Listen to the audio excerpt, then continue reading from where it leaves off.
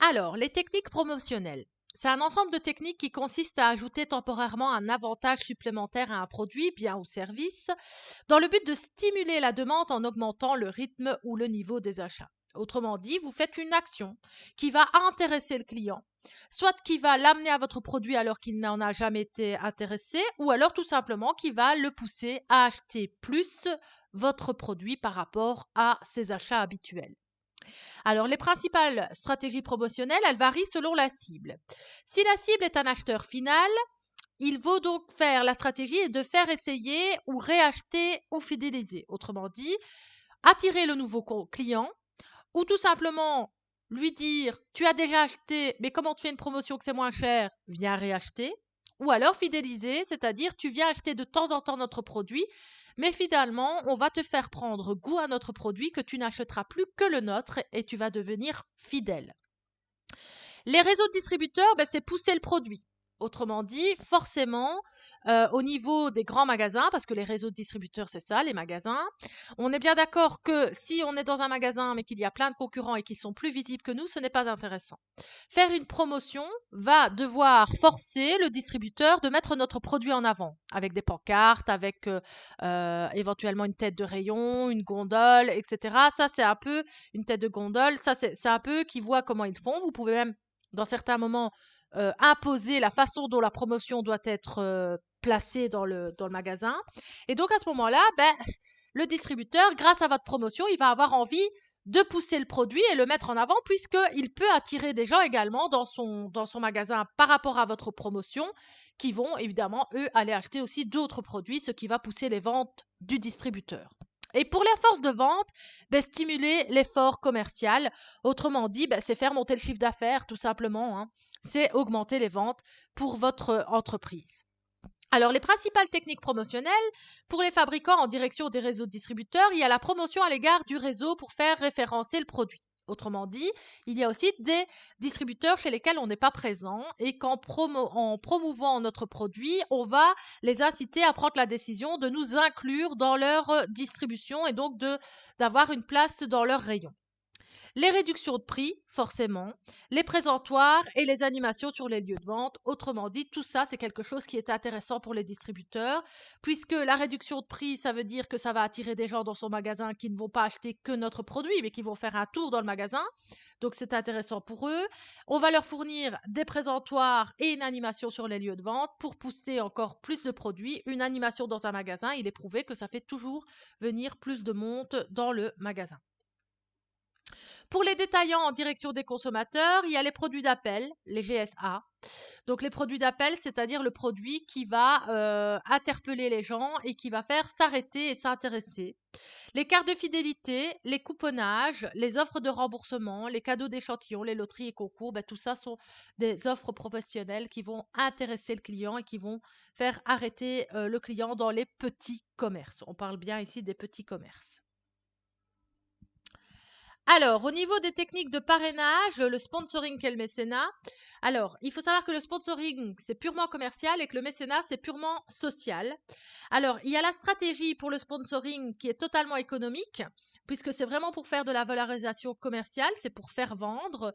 Et quand on fait de la stratégie au niveau mécénat, c'est institutionnel, c'est plutôt pour faire valoir ses valeurs.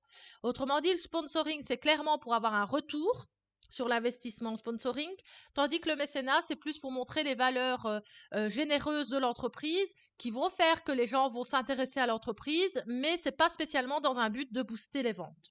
Alors l'objectif, création de liens entre une marque et un produit et un événement médiatique pour le sponsoring. Par exemple, vous vendez une boisson énergétique et vous sponsorisez un match de basket.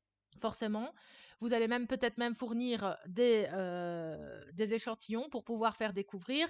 Forcément, ça peut lier, faire un partenariat entre les deux ou tout simplement avoir uniquement votre produit qui soit la boisson sportive dans la buvette du basket. Le mécénat, dans ce cas-là, c'est une recherche d'une identité pour la firme en tant qu'institution. Donc, ce qu'on veut dire, c'est vraiment prouver qu'on est... En fait, c'est un petit peu des fois se racheter une conscience. Il faut savoir qu'il y a des entreprises qui font ça, c'est-à-dire qui ont eu des années et des années où elles ont produit en polluant l'environnement et se rachètent un peu une conduite en investissant dans tout ce qui est mécénat écologique pour un peu tout simplement se faire valoriser en disant voilà, on a fauté pendant des années, mais maintenant voilà, on prend très très très à cœur l'environnement, on se rachète une bonne conduite et pour vous le montrer, voilà, on fait des dons, on fait des mécénats et donc c'est vraiment pour se trouver une identité dans un nouveau monde et c'est vraiment une optique sociale encore une fois. Le message en sponsoring, c'est le marketing pur. Par contre, dans le mécénat, c'est le civique. Donc, encore une fois, on parle plutôt d'identité, on parle de personnes, on parle de principes et de valeurs, on parle pas d'argent dans le mécénat. Le public, consommateur potentiel et personnel, forcément pour le sponsoring, c'est clairement pour atteindre un public cible, pour ramener le plus d'acheteurs possible à l'entreprise. Et pour le mécénat, on est sur une communauté témoin, c'est-à-dire des gens qui vont clairement parler de vous en disant, vous voyez, cette entreprise, elle œuvre pour les bonnes causes, c'est vraiment une entreprise qui a des valeurs, une entreprise qui aide la recherche, qui aide le développement, etc. C'est plus donc, j'ai envie de dire, des témoignages qu'on va avoir plutôt que des gens qui vont passer un acte d'achat. Les exploitations en sponsoring, c'est la mise en valeur commerciale directe de l'événement, avant, pendant et après son apparition. Donc, autrement dit, il faut vraiment un marketing qui soit présent tout au long de l'événement. Par contre, pour le mécénat, la mise en valeur est spirituelle, discrète, à faible intention commerciale. Autrement dit, on ne va pas mettre les projecteurs sur le fait qu'on a financé un mécénat. Au contraire, plus on est discret et plus l'acte sera grand et sera reconnu. Les retombées à court et moyen terme pour le sponsoring. Par contre, le mécénat, c'est aussi bien un moyen et un long terme, puisque généralement, quand on s'engage dans le mécénat, c'est pour très longtemps. Et si c'est pour défendre des valeurs, normalement, on est fidèle à ces valeurs très longtemps. Et au niveau du domaine, tout ce qui est sponsoring, c'est tout ce qui est sport, sponsoring d'émissions. Par contre, le mécénat, on est plus dans la culture, dans l'humanitaire et dans le technique. Alors, le marketing direct. Alors, là, on est clairement dans une forme particulière de démarche marketing à l'intersection de la communication et de la distribution.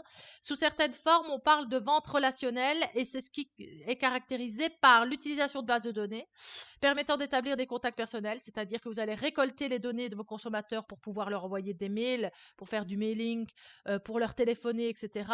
Mais ça peut être aussi avec les entreprises et pas seulement qu'avec les clients. Ça peut aussi reprendre toutes les données des entreprises pour aller leur proposer des projets, des offres promotionnelles, pour avoir une partie plus intéressante dans leur magasin, un plus grand rayonnage dans leur magasin.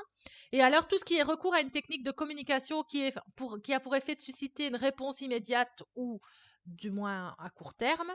Autrement dit, vous envoyez un mailing à un client avec, je ne sais pas, moi, pendant les 15 prochains jours, bénéficier de 5 euros à l'achat de 20 euros. Ben ça, c'est clairement pour avoir une réaction à court terme du consommateur et de fournir à la cible visée les moyens de transmettre directement cette réponse à l'entreprise. Donc, on est vraiment dans un marketing qui va directement puiser dans l'entreprise ou puiser dans le client. On ne passe pas par des intermédiaires médias, c'est nous qui allons directement à la rencontre de l'entreprise ou du client et c'est pour ça qu'on appelle ça du marketing direct. Ensuite, il y a la constitution d'un fichier. Donc, voilà comment on peut faire ça. Donc, le fichier est une liste de noms et de coordonnées de personnes physiques ou morales, classées selon différents critères géographiques, par profession, etc. Les fichiers peuvent être internes à l'entreprise, des clients existants, des contacts ou externes, obtenus gratuitement, achetés ou loués. Alors, pour ceux qui ont eu cours avec moi de pratique de l'e-commerce, on a vu notamment qu'on pouvait acheter des listings de données. C'est d'ailleurs pour ça que vous recevez souvent des appels téléphoniques de démarchage parce qu'en fait, on a vendu vos données.